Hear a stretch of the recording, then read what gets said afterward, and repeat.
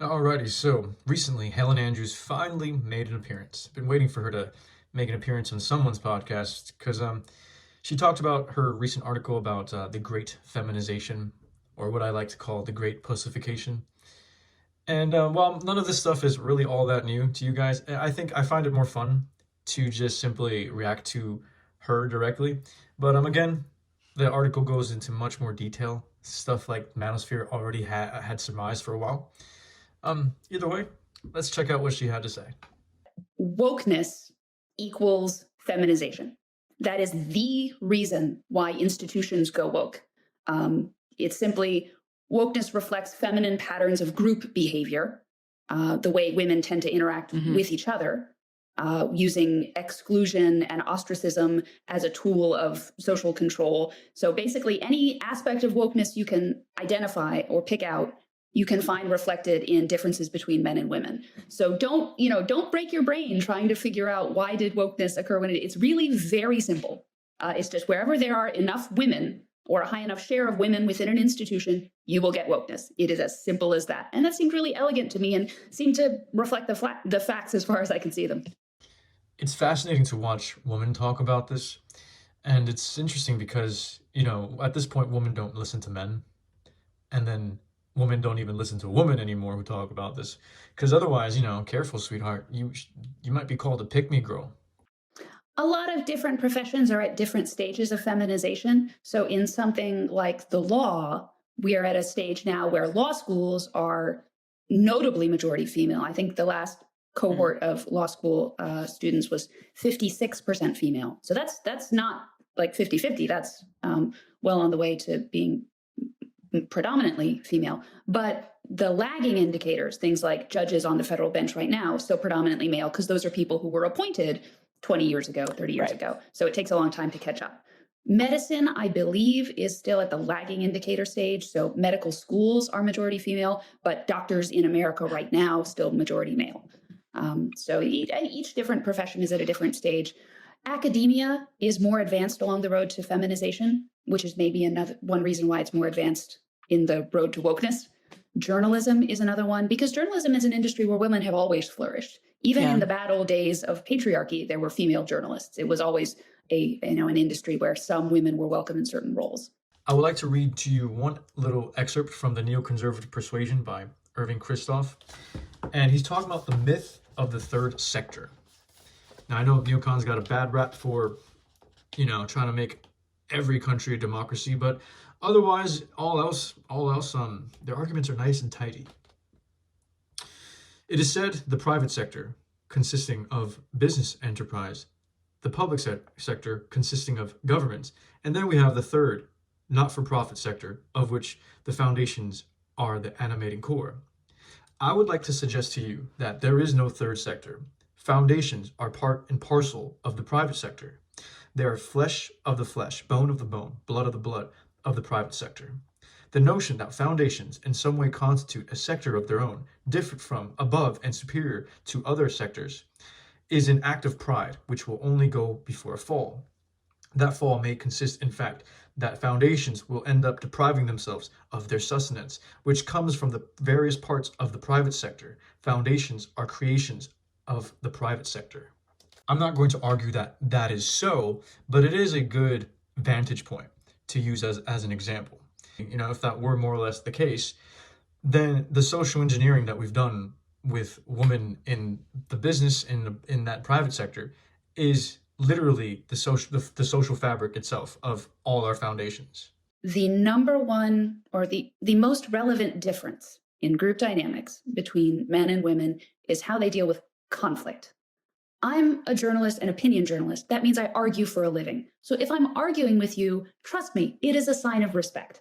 If I'm telling you that you're wrong, I'm trying to engage you in conversation because I think that you're a smart, rational human being capable of answering back and moving the dialogue forward. When I approach discussion in that spirit with women, it is not always taken in the, not always received in the spirit in which it was offered. Women tend to interpret direct conflict as an affront. Honestly, I don't know what an affront means. I had to Google it. All it really means to me is that women take it personally, instantly, and almost all the time, if ever. Differences in personality are fine, but there are different combinations that are better or worse for specific purposes.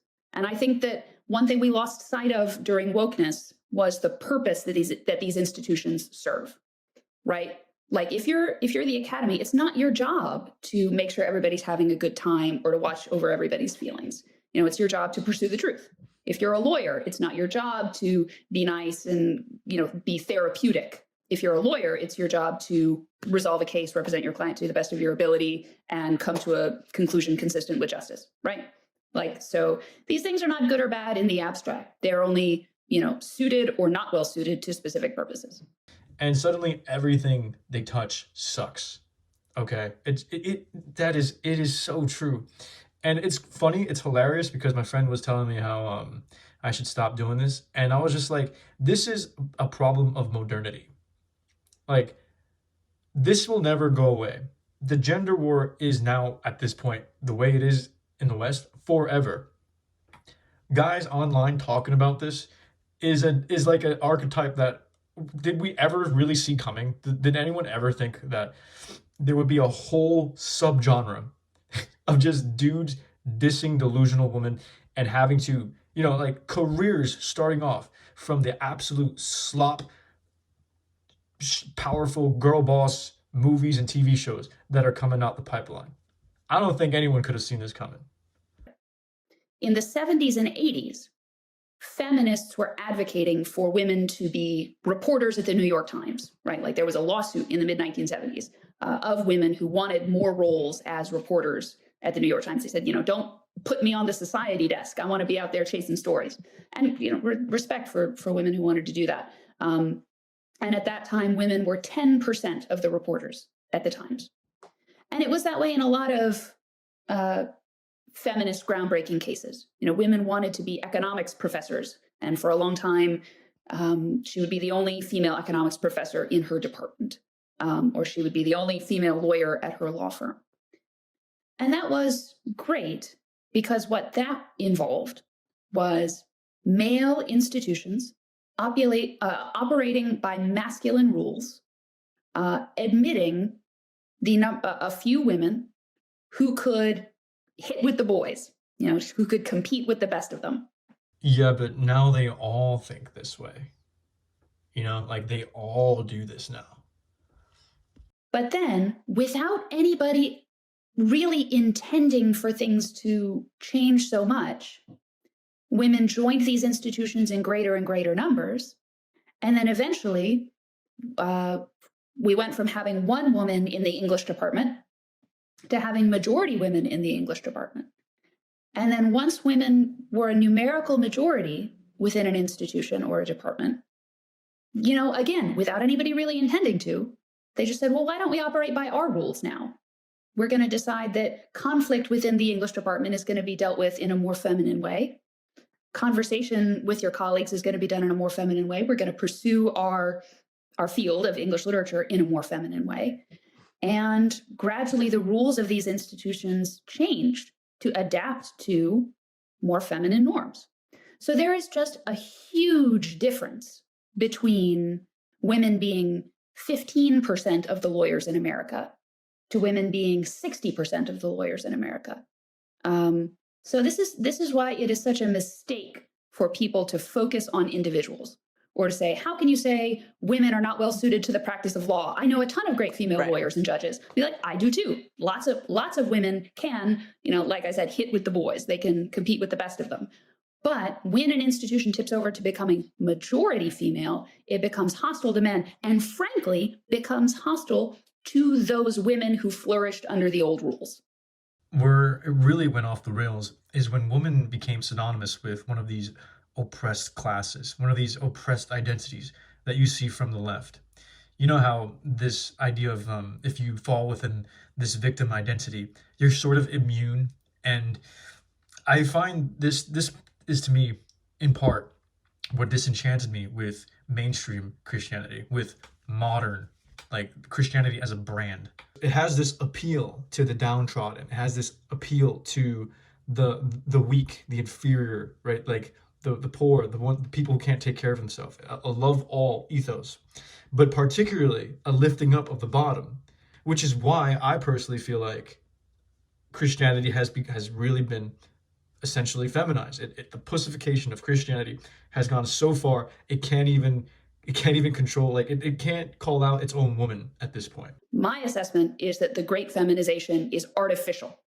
It exists because, first of all, anti-discrimination law makes it essentially illegal to have women underrepresented in your company. The reason why so many businesses, especially large firms that are more vulnerable to these kinds of lawsuits, have so many hiring programs, the reason why managers are assessed at the end of the year for bonuses and promotion and other kinds of assessment on how many women they have hired and promoted.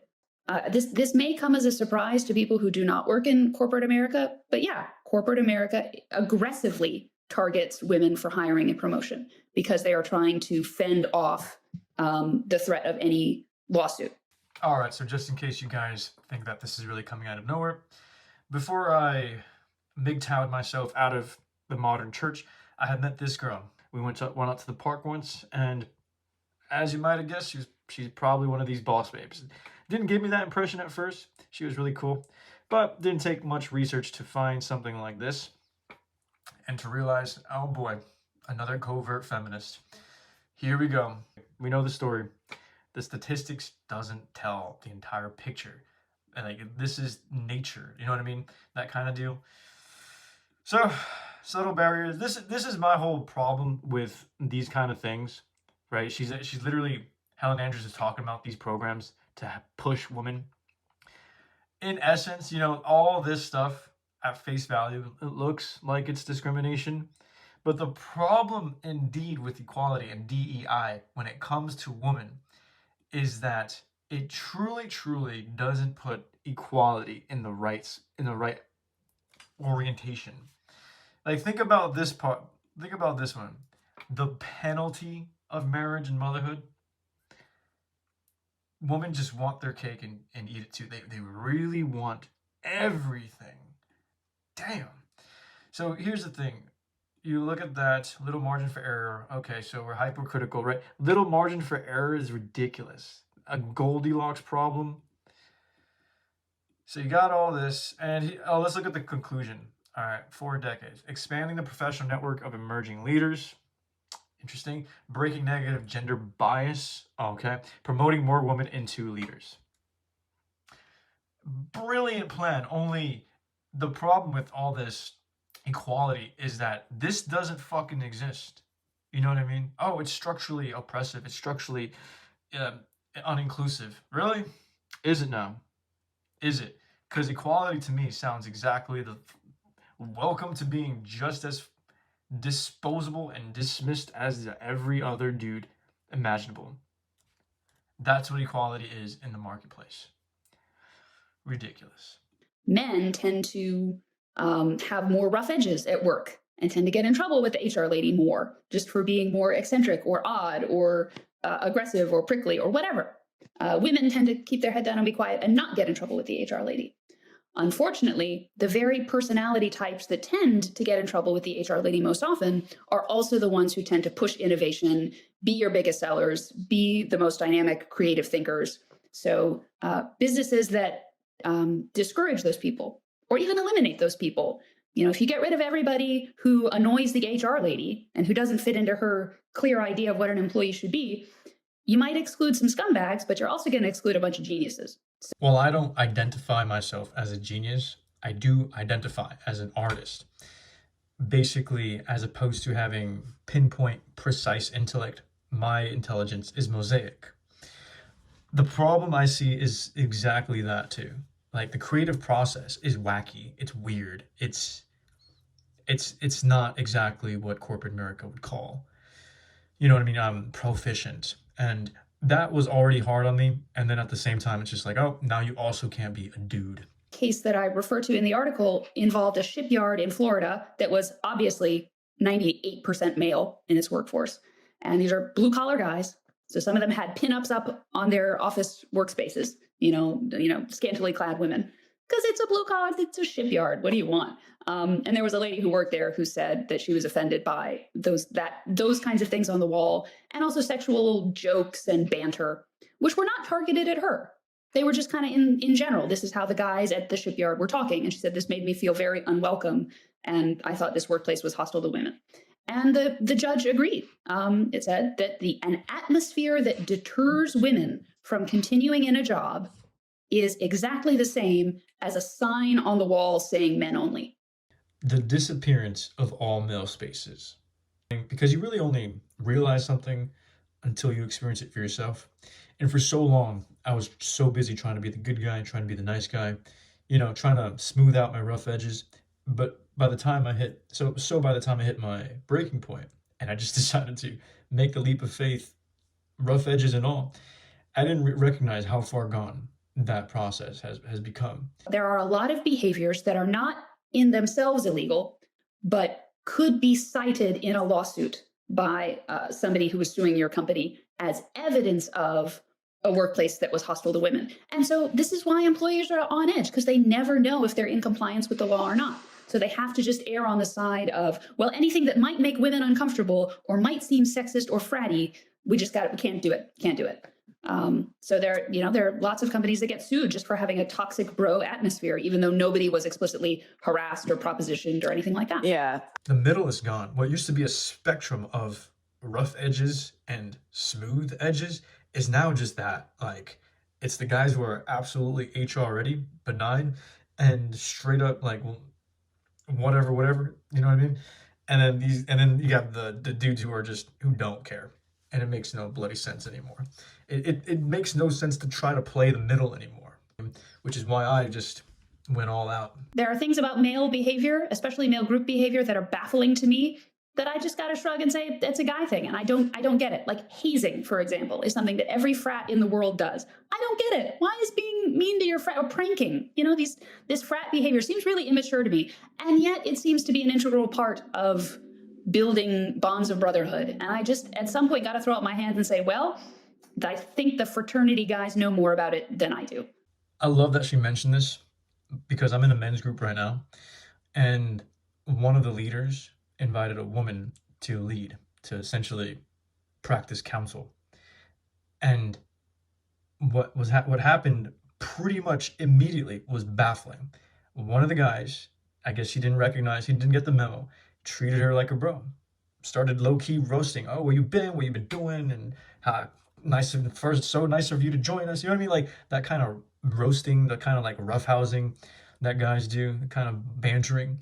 And immediately it turned into tone policing and attitude, and you have no idea you can't talk like that, and blah blah blah. And I could not hold myself. I had to like interject, because that to me is insane. It's crazy that women really just think that